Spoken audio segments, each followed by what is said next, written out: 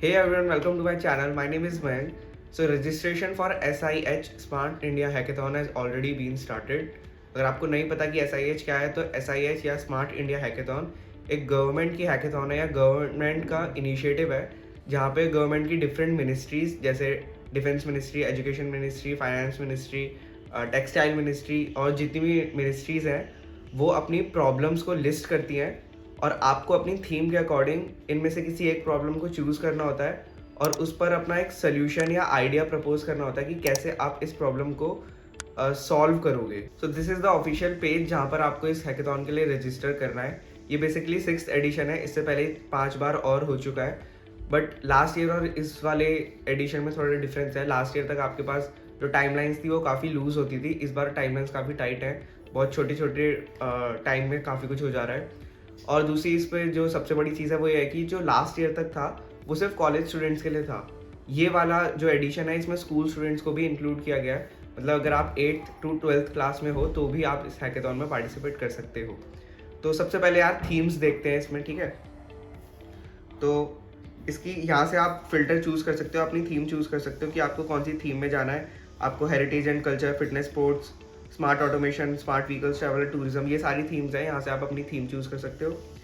यहाँ पर आप कैटेगरी चूज़ कर सकते हो कि आपको हार्डवेयर या सॉफ्टवेयर में जाना है। टोटल स्टेटमेंट जो है हार्डवेयर की वो 58 है और सॉफ्टवेयर की 181 है, ठीक है। तो यहाँ से आप अपनी स्टेटमेंट कैटेगरी चूज़ कर सकते हो। फिर यहाँ से आप अपनी ऑर्गेनाइजेशन चूज़ कर सकते हो कि आपको कौन सी मिनिस्ट्री की प्रॉब्लम सॉल्व करनी है। जैसे government of Jammu Kashmir, government of Kerala, ministry of AYUSH, coal, communication, defence, education, ये जितनी भी मिनिस्ट्रीज़ हैं ये सारी यहाँ पे लिस्टेड है, तो आप यहाँ से चूज़ कर सकते हो।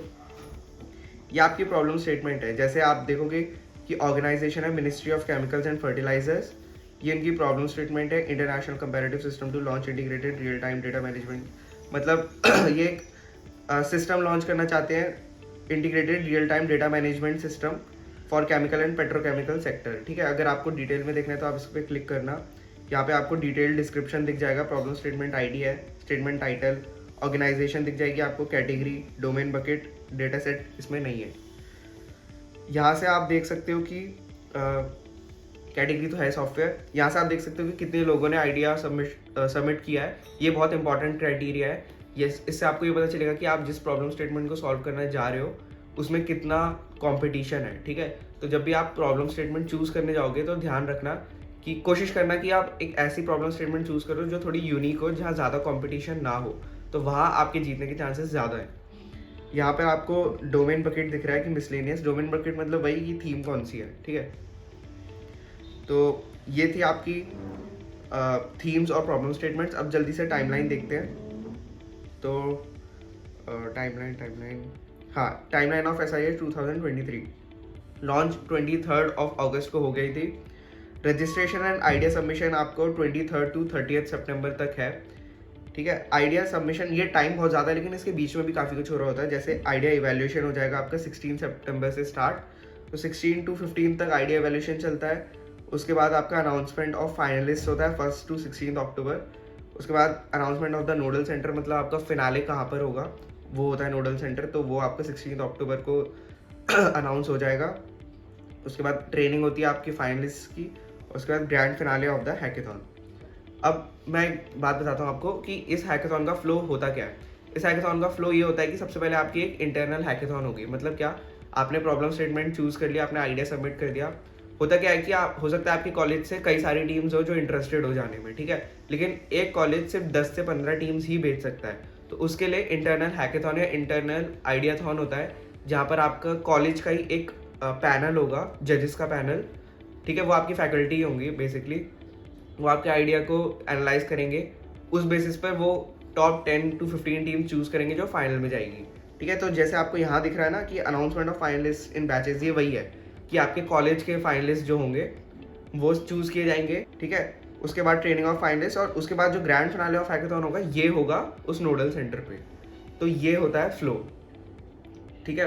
अब कुछ बातें हैं जो आपको ध्यान रखनी है। जो सबसे पहले है कि आपको टीम कॉम्पोजिशन कैसे रखना है। तो इनके रूल्स के अकॉर्डिंग आपकी टीम में मतलब एटलीस्ट क्या 6 ही बंदे होने चाहिए, 6 मेंबर्स होने चाहिए, जिनमें से एक फीमेल मेंबर कंपलसरी है, ठीक है। आप ऑल बॉयज़ टीम नहीं लेके जा सकते हो, कम से कम एक लड़की होना बहुत ज़रूरी है। All female members are fine but all boys team is not fine.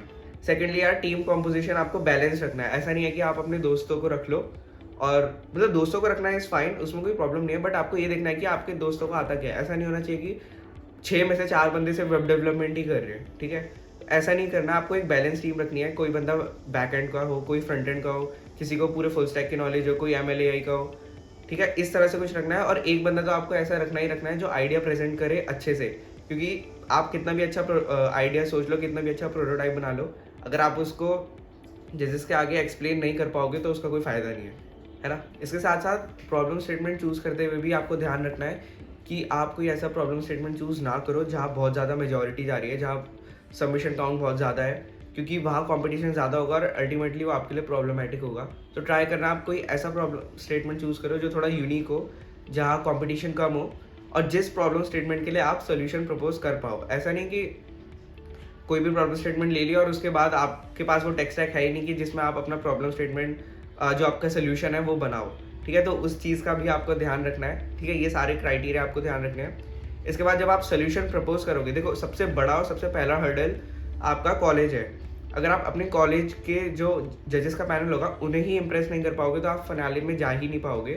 तो चाहे जितना भी अच्छा आइडिया हो, आपको ट्राई करना है कि आप उसको प्रेजेंट बहुत अच्छे से करो, ठीक है? इसलिए मैंने कहा था कोई एक ऐसा बंदा रखना जो बहुत अच्छे से प्रेजेंट करे, और अपने जो जजेस का पैनल होगा ना, जो आपकी कॉलेज फैकल्टी होगी, उनका जो भी यार फीडबैक होगा ना, उसको पॉजिटिवली लेना, ठीक है? इससे उन पर भी एक अच्छा इम्पैक्ट पड़ेगा कि हाँ, ये टीम सीरियस है और ये टीम सच में इसको सीरियसली ले रही है। अगर आप उनके फीडबैक को पॉजिटिवली नहीं लोगे तो एक बैड इम्पैक्ट पड़ेगा और हो सकता है कि आप आगे जा ही ना पाओ, ठीक है? तो ये सारी चीज़ें आपको ध्यान रखनी है।